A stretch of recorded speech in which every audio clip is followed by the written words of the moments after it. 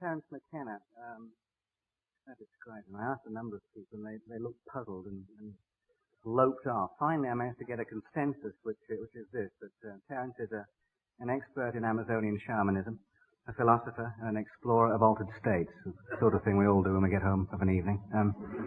But I think he does it rather better than most. Terrence Mckenna, please welcome Terrence.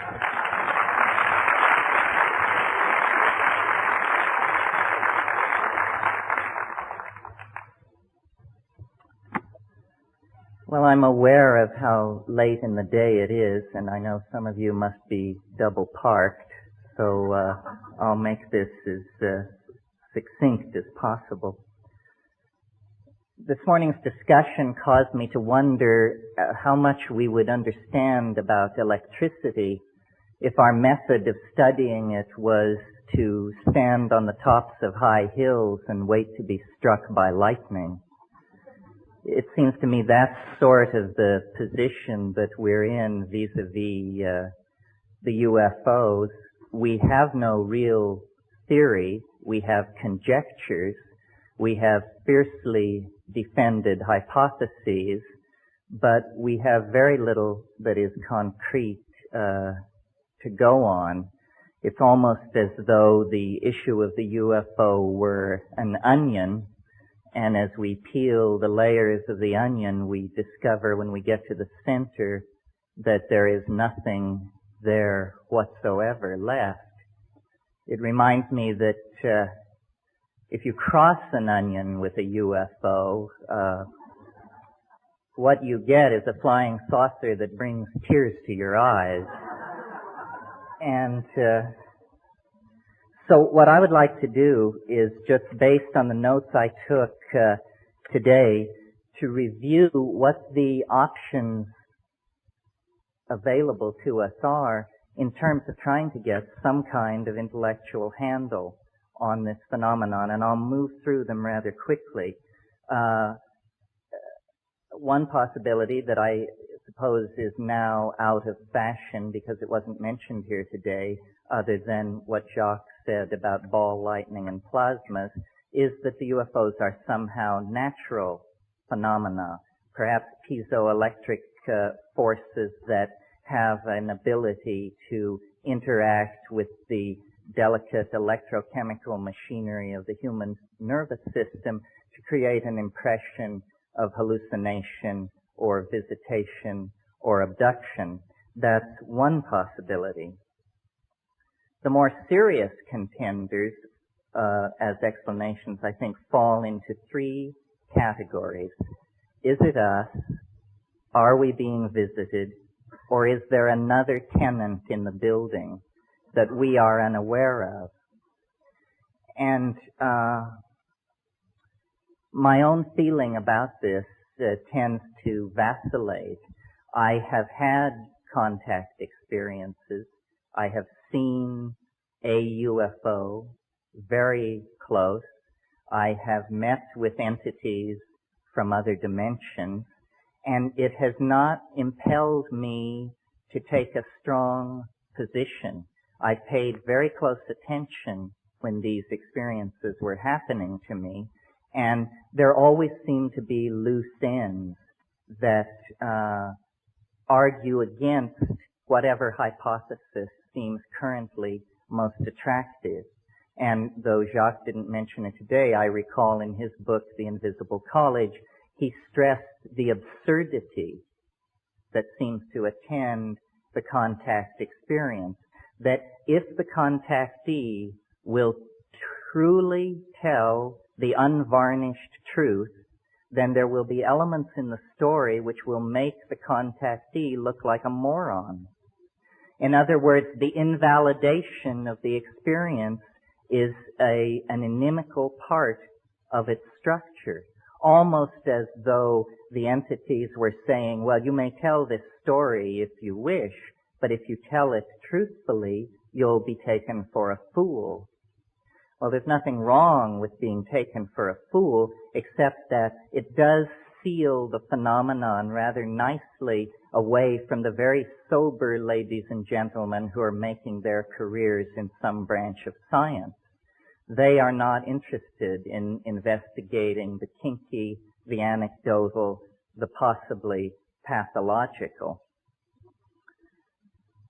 In preparation for this conference, I reread Carl Jung's book published in 1954 called Flying Saucers, A Modern Myth of Things Seen in the Sky.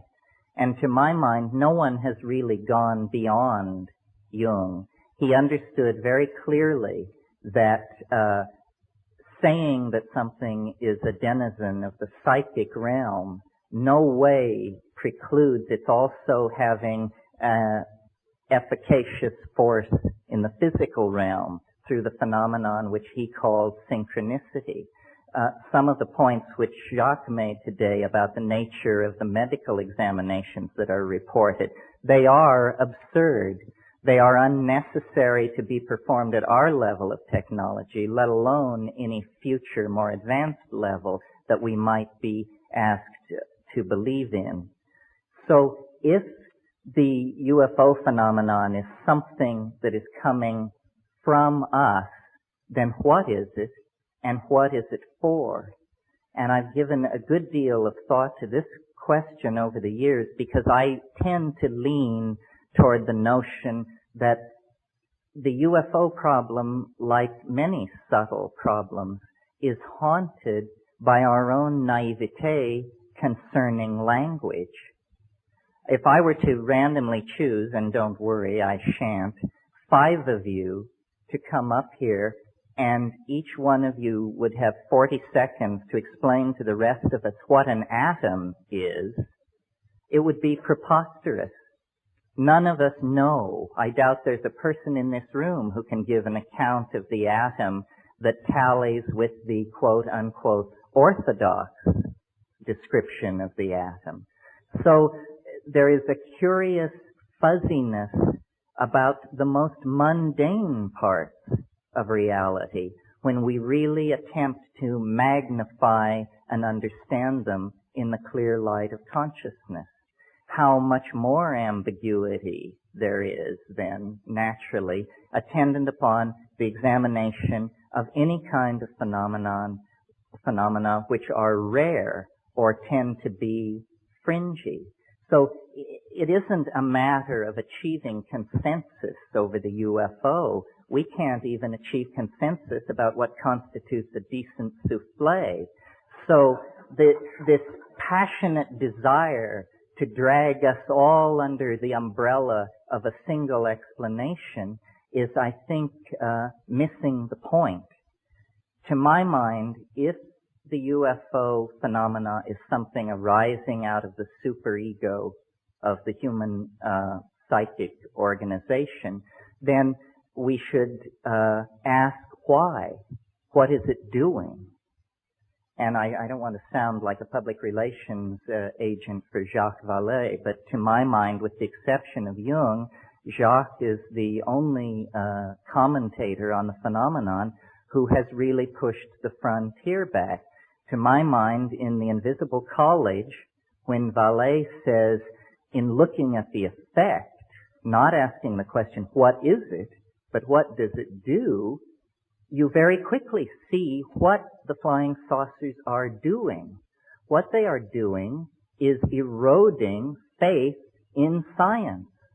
They are an antidote to the scientific paradigm that has evolved over the past 400 years and which has led us to the brink of global catastrophe.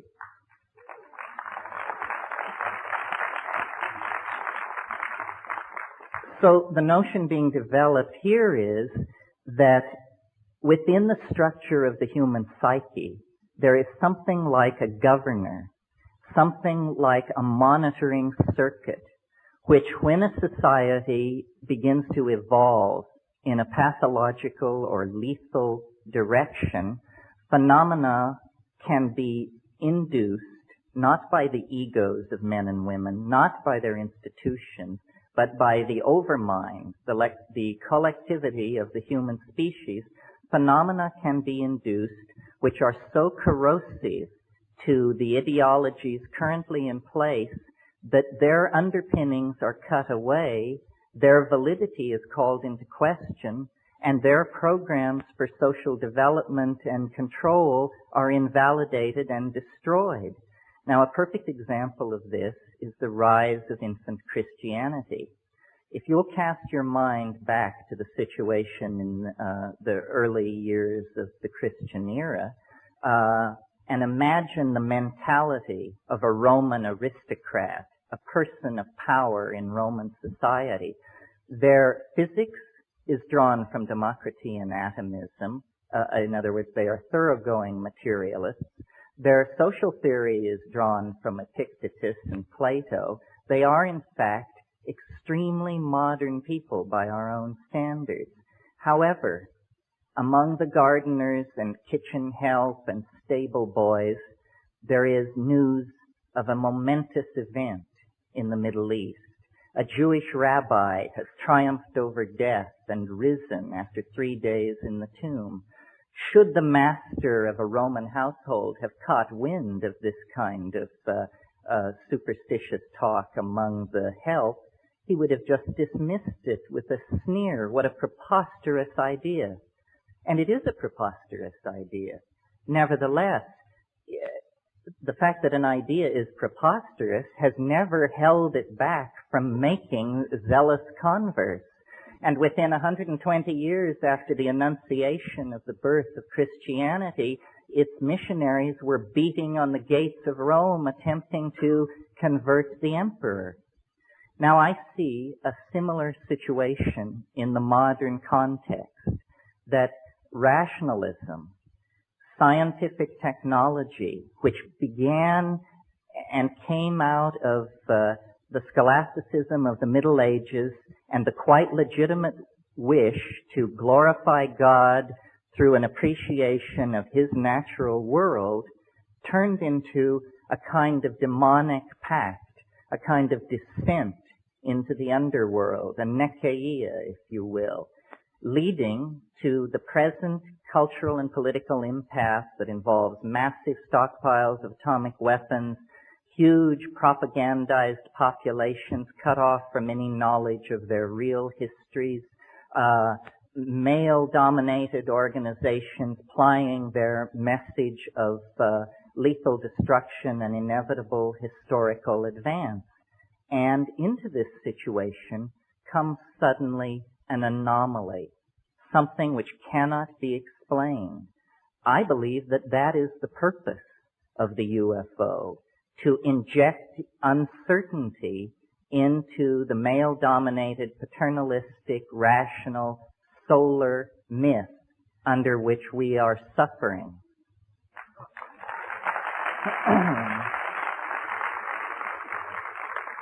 So, I suppose if you had to categorize this point of view, you would say I'm taking a depth psychological, psychoanalytic point of view. What I'm saying is that the UFO is nothing more than an assertion of herself by the goddess into history, saying to science and paternalistically governed and driven organizations, you have gone far enough. We are going to turn the world upside down. Your science is going to be shown up for what it is, nothing more than a pleasant metaphor usefully extrapolated into the production of toys for healthy children. That's what science is good for. It is not some meta-theory at whose feet every point of view from astrology to acupressure to channeling need be laid to have the hand of science announce thumbs up or thumbs down.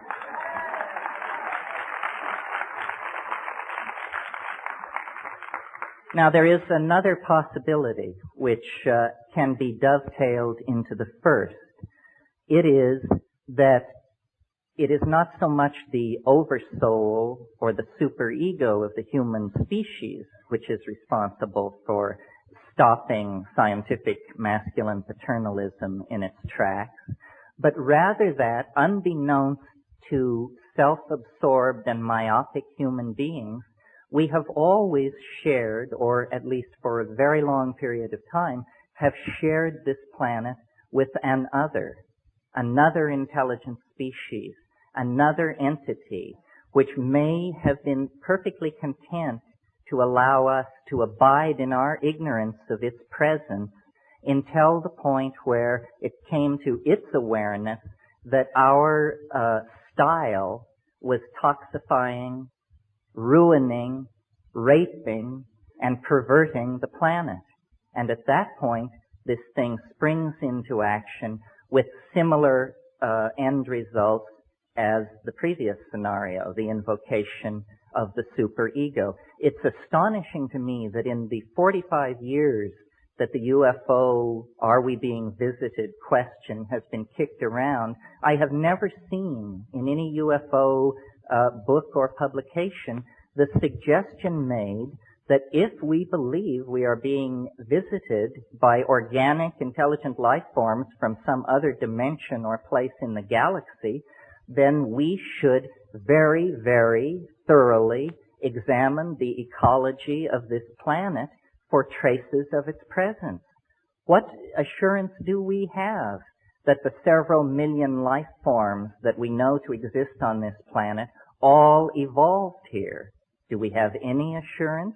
There are ways to gain that assurance by doing comparative DNA sequencing and this sort of thing. Some of you may know my own position, or one of my positions, which is that plants and fungi containing psychoactive compounds are extremely viable candidates for extraterrestrial intruders into the environment of this planet.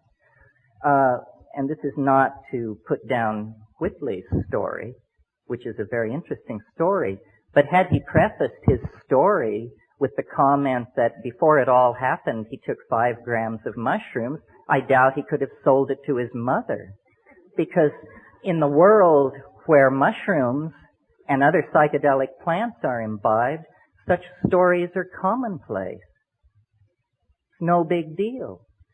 So I'm always amused by UFO investigators and compilers of data who will tell you, well, the first thing we did is we got rid of all the stories told by anybody who was intoxicated on anything.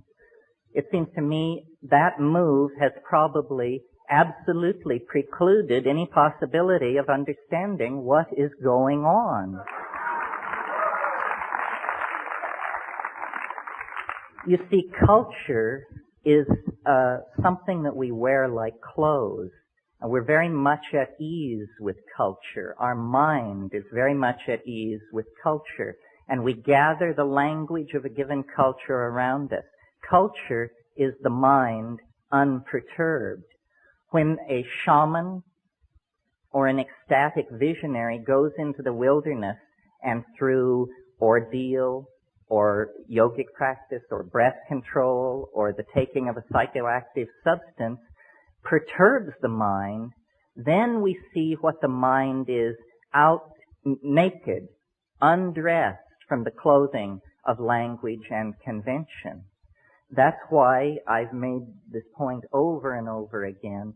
There cannot, there will not be a serious discussion of the origin of UFOs, or for that matter, of the nature of consciousness itself, until we leave the utterly culture-bound, provincial, and hick-like attitude that science has foisted on us about perturbing the mind. Without the use of psychedelic substances, I think solving the UFO dilemma is going to be as thankless a task as attempting to understand the nature of the universe without availing yourself of the use of a telescope. It is simply tying our hands behind our backs. Now, there is a third possibility, which is the one that is the more commonly entertained notion, which is simply that we are being observed by intelligent life forms that evolved somewhere else in the galaxy. They have quarantined our planet to keep us from being agitated by their presence, and they will eventually reveal themselves. I find this an extremely odious notion.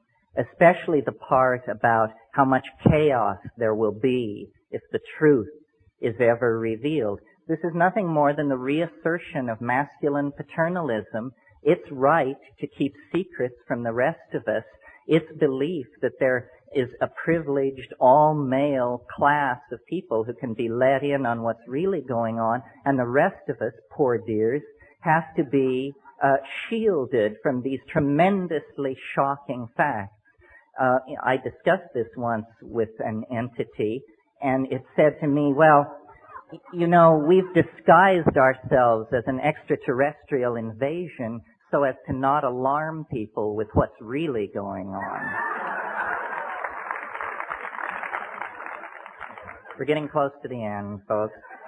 There is a fourth possibility, which I mention only in the interest of thoroughness, which is that these entities and their vehicles are not spacecraft at all, but are in some sense time craft, and that we may be the tremendous sense of empathy with these quite physically unusual beings may arise out of the fact that we're looking into the faces of our great-great-great-grandchildren, who may be emanating back through time, carrying the message, a message about some sort of future event or situation that lies many centuries downstream from us, but that is of such import that from that point, agents are moving backward and possibly forward through time, spreading the news of some kind of mode shift. This doesn't seem to me to be impossible. However, based on my own experience, which is what I think this thing really comes down to, because what we have in the UFO issue is an official position supported by scientists, whether they be Neanderthal right-wingers or doctrinaire Marxists or whatever, a conspiracy of consensus against the personal experiences of individual human beings who are told, well, what you're saying happened to you can't have happened. You are insane, you are mentally ill, you are mistaken. So what we really have here is a political issue. Which do you believe? Your perceptions, memories, and expectations aided by your intellect, or some kind of utterly abstract, official, doctrinaire, sexist philosophy laid on from above? So I think really what the saucers do, if you accept their presence, is they empower us. They empower us to see science for the shell game that it is, to see the past 400 years of Western culture for the pathetic narrowing of the spectrum of allowable phenomena that it is, to the point where people think that if you can't bang on something with a hammer, it isn't real, which to me is just wild talk. I can't even imagine where that kind of thing is coming from. So I think, and I'll just leave you with this final thought, that in lieu of the repression, and it is a repression throughout this century, of legitimately available ways of exploring the modalities of consciousness, and by that I mean psychoactive compounds, the repression of those compounds and their use by science has created a neurotic energy dynamic in the mass psyche. And the mass psyche has begun to hallucinate because the destiny of human beings is to live in the imagination in the hands of the goddess. And wherever that thrust is impeded, psychopathy will result. There will be neurosis. There will be psychic epidemic. There will be confusion.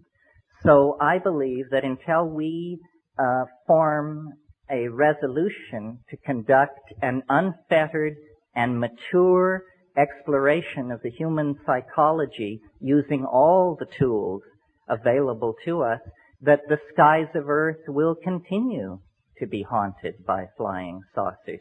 They will continue to be haunted by flying saucers and their denizens because they are symbols of our infantilism, of our sense of loss, of our incompleteness. And we can heal that breach by simply recognizing that the true mystery lies within us. The true mystery is in the mind, and its historical promise is the transformation of our society through the abandonment of reason as it has been narrowly defined by this extremely solar, masculine, paternalistic, materialistic legacy that we are the victims of. Well, I could talk for a long time, but I think that's it in a nutshell. Thank you. Thank you.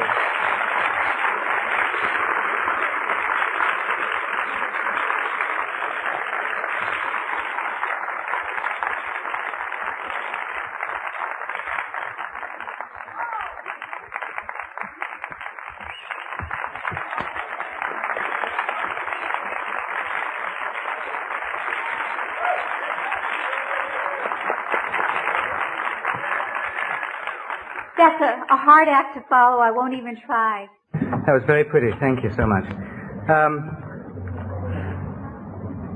I asked a number of people how they would describe Terrence. Do you have a sense of deja vu about this?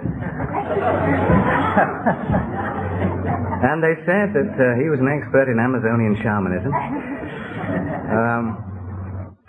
expert in alternative states, and a philosopher. And you heard him this afternoon completely knock the bejesus out of science. So what he's going to do this evening, I really don't know, but please welcome once again, Terrence Mckenna.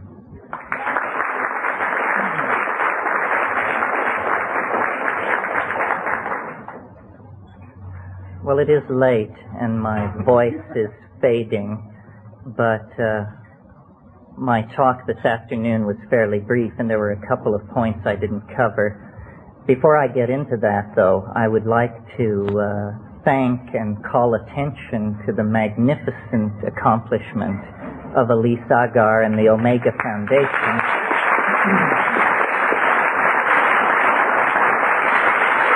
Stand up, Elise. I think Elise and her people have done a tremendous job, and this is definitely the most glittering New Age event that I have ever had the privilege of attending. I said to someone, does the fact that the backdrops are beginning to look like the Russian Revolution mean we're making progress? I don't know. Can you all hear me? How's that? Ah, yes. Okay. The area that I want to just spend a few minutes on tonight that I didn't touch on this afternoon is what then is to be done? Tolstoy's question. Once we reach this level of admitting the phenomenon, experiencing the phenomenon, trying to talk with each other about it, what is to be done? How are we to translate the message coming from the other side into a concrete reality that works for all of us? Or is that a good thing? And my take on this, which is nothing more than my take on it, is that what we are involved in and with in the UFO phenomenon is an extremely poignant and intense effort to end our alienation from the unconscious, that we can no longer have the luxury of an unconscious portion of the human psyche, that is an artifact of the childhood of our species, and that in fact the ending of childhood, anticipated brilliantly in Arthur C. Clarke's novel Childhood's End, the ending of childhood is what we are experiencing in relationship to the alien archetype. as a species, we are coming into a kind of pubescent awareness of the presence of the other. Our childish historical concerns that were self-directed and self-indulgent no longer satisfy, and a deep kind of yearning has come upon the species, a yearning for the confirmation of the presence of an other, in the same way that an adolescent child becomes aware of and develops an extremely intense, highly charged, and ambivalent attitude toward the opposite sex. I think we are discovering in our own psychic structure the potential, the possibility of a relationship with an intelligent species outside ourselves, and this raises for us all the tensions, all the issues that accompany an adolescent love affair. How are we to eliminate the human unconscious and come into our birthright as fully conscious, enlightened beings? What is to be done?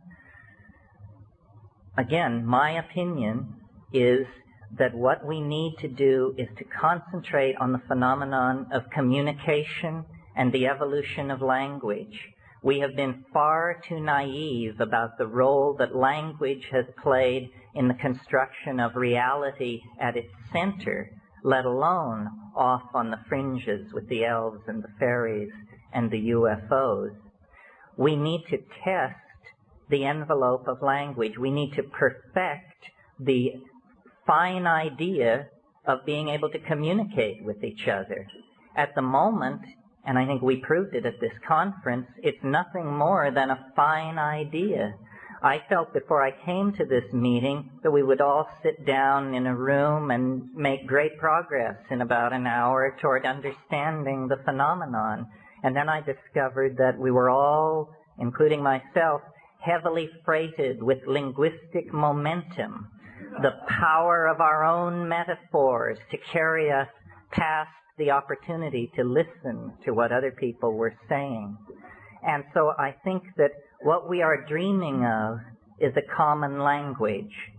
And what the saucers are attempting to teach is the modality of a linguistic transformation in the direction of a kind of communication that is not dependent on culturally sanctioned dictionaries, but that is in the bones, in the neurons, in the synapses, so that the ambiguity which attends all our discussions about reality will be purged from our worldview. This is the essence of falling in love. One definition of falling in love is nothing more than lifting the veils of misconception between two entities and still being able to go forward toward some kind of union. So I really believe that we have moved so far from an awareness of the feminine portion of our psyche that now the thing dearest to us and closest to us must present itself in consciousness under the guise of an extraterrestrial or interdimensional invader. It's a comment on the alienation of our era, and the way this schism can be breached, the way this psychic wound can be healed and a kind of species-wide individuality emerge is through taking control, conscious control of the evolution of language. This means paying a great deal more attention to what we say to each other, to linguistic intent. I think that the main legacy of the 1960s into the 80s was a legacy of language transformed in the direction of feeling. To me, the most shocking part of the male dominance of our worldview is the paucity in our language of terms that convey emotion. We have 500 words for the components of a steering mechanism. We have 5 words for emotions.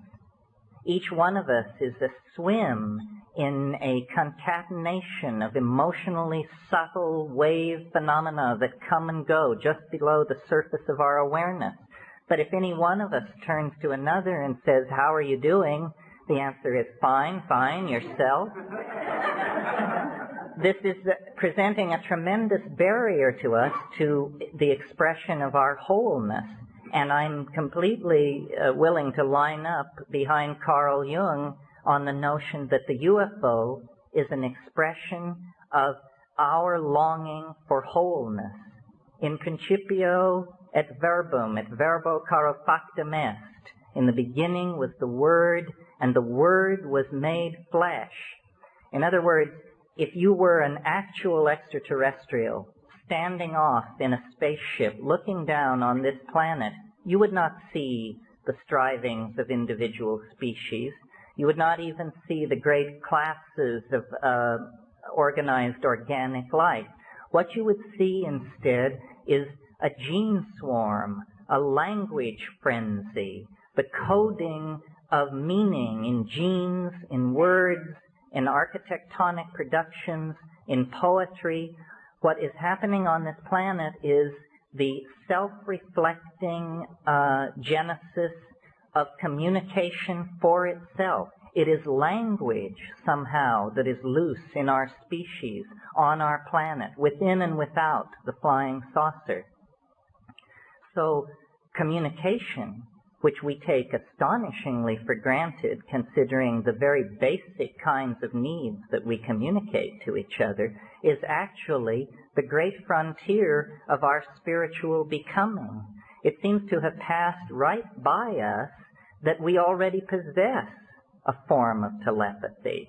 That the miracle of communication involves the fact that I make small mouth noises and you instantaneously consult the culturally sanctioned dictionary, and out of your dictionary you construct a map of my linguistic intent, and then through a series of grunts and nods we assure each other that we know what we mean. So, in a sense, I said this afternoon that the UFO was here to confound us, to confound science. On another level, like the psychedelics, it is here to catalyze a finer evolution of communication, to goose us toward a little tighter epistemic and ontological definition of the business of communicating with each other. If we could refine our channels of communication, we would coalesce into the kind of omnipotent, extra-worldly organism that we anticipate in our vision of the flying saucer. So I think really the flying saucer has become the guiding image of our own cultural evolution. We are going to live in the imagination. This planet is involved in a birth process. There is nothing unnatural about what is going on this planet, and there is nothing unnatural or inappropriate about us. It's simply that the planet has carried us to term. We are now ready to leave the womb, and the womb is in danger of toxemia if we in fact do not leave it. We have passed into a new kind of time where the separation of our species from the planet that gave us birth is a necessity for the survival of both parties. And like any birth, it is a moment of crisis. It can end in catastrophe, and perhaps the saucers stand off to perform a necessary cesarean if things really turn into chaos. Many contactees report an apocalyptic scenario involving the saucers taking everybody away in the wake or in the imminence of a thermonuclear exchange. However, the mature way, the self-reflective way, the dignified way out of this cultural impasse, out of this global standoff, is for us to take seriously, on a personal level, the possibility of evolving our communications with each other so that we actually become the loving family of the goddess, the planetary organism that we all feel ahead of us in the future, casting an enormous shadow. back over the historical landscape. Eventually, and when is up to us, it will no longer be a higher dimensional object throwing a shadow into the flat dimensions of history. It will be instead a transcendental object made manifest. We are, in fact, on the brink of great changes. Yes, the UFO phenomenon has been around for hundreds of thousands of years, possibly, but nevertheless, it is somehow spun into the fate of our species, and the overwhelming image of self-transcendent flight, of return to a mandalic unity that transcends space and time, is the guiding archetype of our peregrination through history. So I believe that the UFO waits at the end of time in the same way that the individuated personality waits at the end of the ontological development of the individual. And if we act in good conscience and with great faith in each other, we can in fact realize the hope of the Irish prayer, which says, "May you be alive at the end of the world." Thank you.